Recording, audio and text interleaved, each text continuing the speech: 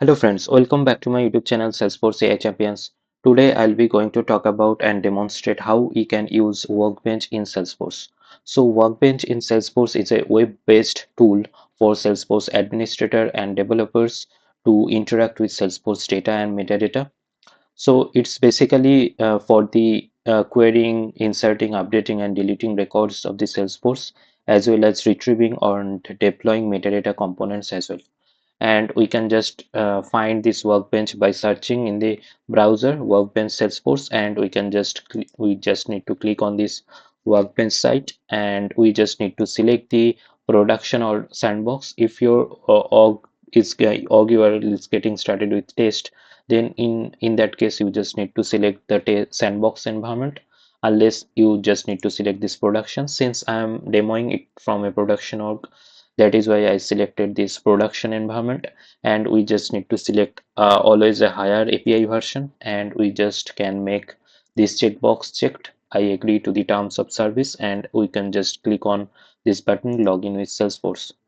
So after login with Salesforce, at the first time it will some ask for the permissions. We just need to allow those access. And in order to so I'll be demoing today for like creating an opportunity record in Salesforce directly from the workbench, and then I'll update the opportunity record. Then finally I will be retrieving the record. So there are like HTTP methods are there, like post, get, patch. So these are the method I'll be just using it for this demo. So from the utilities tab in this workbench drop down, we can just click on this REST Explorer. So on clicking on this REST Explorer, we can just see there are like different HTTP methods are there, and we can perform the REST API service URI below. And we have different standard APIs are there for Salesforce. Like for the post method, we can use this API like slash services slash data. Then we can just update our version to 62, and then a subset, then opportunity. So this will be used for the opportunity, to create an opportunity record in Salesforce. And in order to create, we just need to select this post HTTP method, right? And this is a standard API, and we just need to provide the body, like these are the uh, opportunity informations in the JSON format. We can just provide like the opportunity name, then stage of the opportunity, then close date of the opportunity, amount, type, then lead source of the opportunity. And there are some required fields for creating an opportunity, like close date, then stage. So if I just click on this opportunity tab in Salesforce and just click on this new button, we can see this close date is required, the stage is required, opportunity name is required.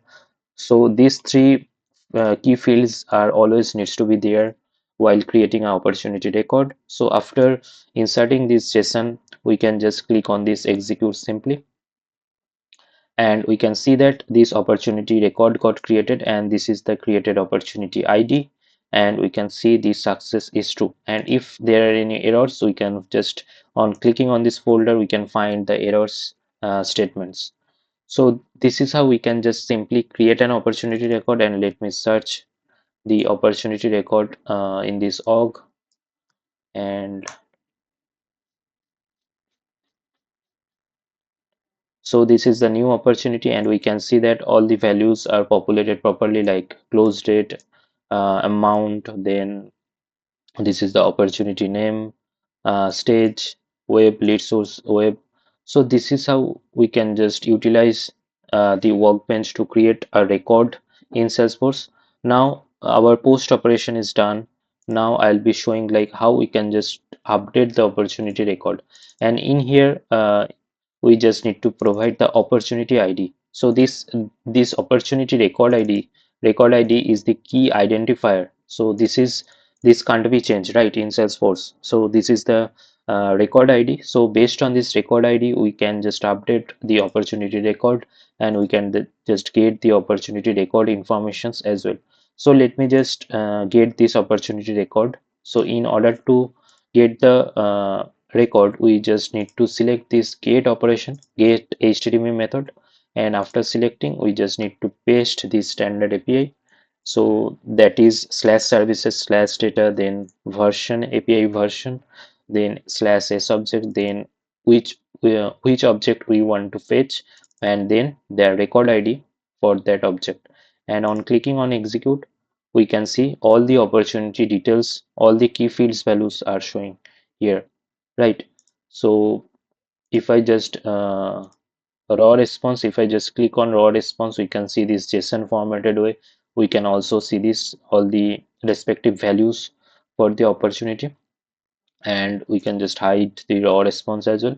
And from here also we can just find all our relevant information for from the opportunity record. And in order to check this patch, we can just use this operation.